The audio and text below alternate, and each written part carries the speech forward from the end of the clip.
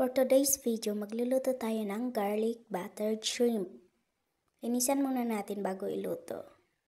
Ang iluluto pala natin ngayon na shrimp ay binigay sa atin. Kaya maraming salamat po sa nagbigay.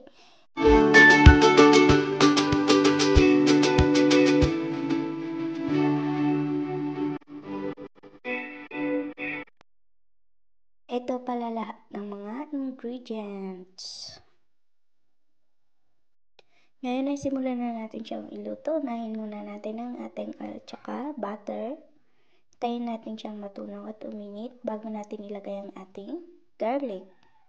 Tapos, tayin natin siyang mag-brown bago natin ilagay ang ating shrimp.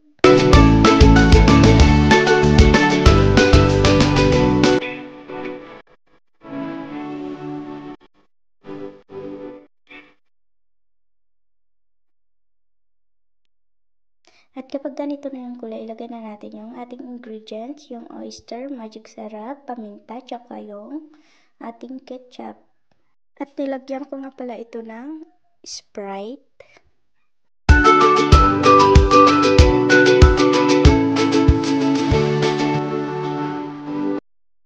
At kapag naluto na siya, lagyan natin siya ng onion leaves, pampalasa at saka pampabango.